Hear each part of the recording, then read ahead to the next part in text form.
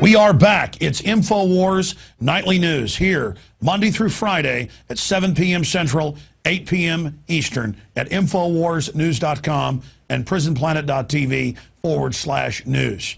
We are expanding our operations against the global crime syndicate. We are in their face in defense of human liberty and a new renaissance for humanity in the fight against global banker occupation. And someone who's been on the very front line of that fight for a very long time is the best-selling author and researcher, top trends forecaster Gerald Celente. And with more on what's happening with our economy and with a breakdown of future trends is Gerald Celente joining us from New York. Gerald, thank you for coming on with us tonight. Well, I like being on a news show with real news. Well, thank you, my friend. Good to have you here. So much is unfolding. You've predicted the collapse that we're now entering, but still the very banksters that promised us that they would fix everything are telling us, well, things aren't going well, but don't worry, we're getting record bonuses, and it's not a problem. Just continue to give us trillions in bailouts. In fact, Bernanke is back in the news today saying U.S. banks' exposure to Europe is manageable. But it turns out these foreign banks are the ones that basically own our banks. Gerald Celente, what do you say to that? Well, I would ask public enemy number one, Osama bin Bernanke, why then have they pumped in, what was it, $1.2 trillion into foreign banks and U.S. banks, such as Societe Generale, the Royal Bank of Scotland? If all these banks are doing so great, what do they need our dough for? And no, the exposure is on both sides of the pond, and there's no way out. As a matter of fact, you know, they call this guy Nouriel Roubini Dr. Doom, and they keep talking about his forecasts. And, you know, he comes on after things sometimes happen and then readjusts them, as he did today in Bloomberg. And he said, I thought a few months ago that the perfect storm would be 2013. Well, in 2010, he said that we weren't going into a double-dip recession. But here's what he goes on to say. And remember, he's a member of the White Shoe Boy Club. You need to restore economic growth, not 5 years from now. You need to restore it today. In the short term, we need to do massive stimulus. Otherwise, there's going to be another Great Depression. Where are we going to get this massive stimulus from, Mr. Roubini, who, by the way, said, you know, people that invest in gold are basically out of their mind and didn't think gold could go, well, maybe $1,500 an ounce. So now what they're saying is, and this is what they're all saying, is more stimulus. More stimulus means more digital dollars, means continued low interest rates, means a devaluation of all of the currencies that are doing this, such as the dollar and the euro. Now, Gerald, looking at this, the banksters have created the Ponzi scheme.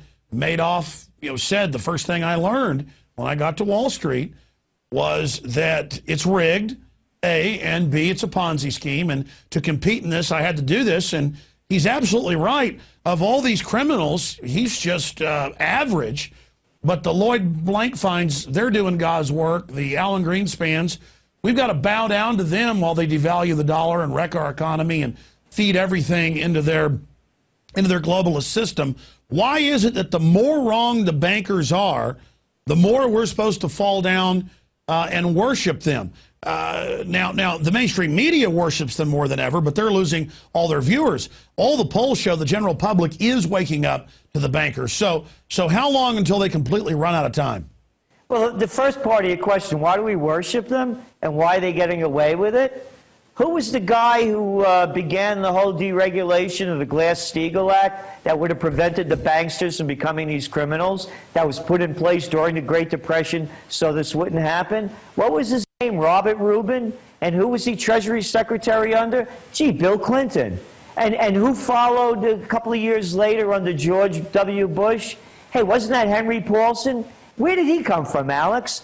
Gee, wasn't he the CEO of Goldman Sachs as well? And who's that guy now who's Obama's chief of staff? Oh, you know, Bill Daley. Daley? From that wonderful Chicago machine, the Daley machine? Yeah, that Bill Daley. And where did he come from? Gee, wasn't he vice chairman of J.P. Morgan Chase? Doesn't anybody get it? Wall Street has hijacked Washington. It's the same game. Listen to what all of these politicians are saying. It's the same BS line. We got to deregulate industry. We got to give them a free ride so they can rape us more. Oh, and by the way, let's cut all the taxes for those rich guys and keep those multinationals like GE, who made $14 billion last year, paying no taxes at all as we give it to the little people. And, you know, just to make things a lot worse, you know, let's increase the taxes for them. So the only key answers they keep coming up with is deregulation and cutting more taxes for the big guys. When is it going to collapse? As I've said, I've never seen a summer like this. I think we're going to see the winter of discontent. If it was an Arab Spring, you're going to see a U.S. You're going to start seeing an unraveling more and more every day as you watch the news. So October is my month that, you know, and it's only a guesstimate, that we're going to see the big unraveling. But even if it doesn't happen in October, because you don't know what phony schemes they're going to come up with, it's going to happen eventually, and that's why I'm fully invested in gold. Now, Gerald, you put out your forecast over a year ago, well over a year ago, and said that you believed that it would be evident that we were in a collapse by December of 2010. And if you looked at John Williams' shadow stats, if you looked at all the old numbers that government would use to put out more accurate breakdowns, we'd been in a depression for 2 years at that point. Now they're calling it, Geithner is on the Meet the Prostitutes and other shows, Geithner's calling it the greatest recession or the Great Recession. And we see the jobless numbers, the factory closings. We see all of this happening. And so more and more they're having to say, okay, it's a double-dip recession. Well, a double-dip recession that we never left is really a depression. So you've been proven right. It's just a deepening depression. So break down from your view how bad this depression is going to get and the response that we're going to see by government that's bought and paid for by these offshore banks. And then the reason I have you back here tonight, where we left off on the radio because we ran out of time, you were getting to the road warrior scenario, the violence scenario, and you've been talking about this. And today we had shootings at IHOPs and at H&R Blocks, and 48 people shot in New York and 2 dead cops. I mean, things are, metal thieves are stealing everything. They came through our office stealing stuff a few weeks ago. They're cutting the catalytic converters off of the cars while you're inside working.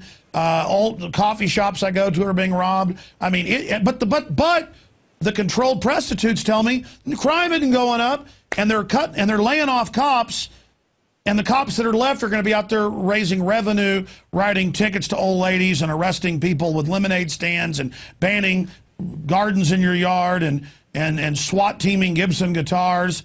I mean, it's as if the government is taking PCP or something. Look what's going on in the UK. And you looked at the riots, they call them hooligans and criminals. It's the same thing that's happening around the world. And it's going to happen here in the U.S. You know my saying, when people lose everything and have nothing left to lose, they lose it. And they're losing it. And you, as you mentioned, at the IHOPs, you're going to start seeing, just as they're, again, use the UK as your model. They're taking away all civil liberties. You read an article that comes out by your favorite girlfriend over there, Janet Napolitano, big sis. You have a crush on her. Or was it like you like to crush her? One of the two. But anyway, she's so happy we have all these surveillance cameras around. So as what happens is, the more the government loses control, the harder they are going to crack down on us. So when you see a society where so many young people have no education, they can't get jobs, they're whacked out on drugs that, you know, when I was growing up, nobody ever dreamed of, you think you're going to see a lot more violence, and the response is going to be, we got to crack down on crime.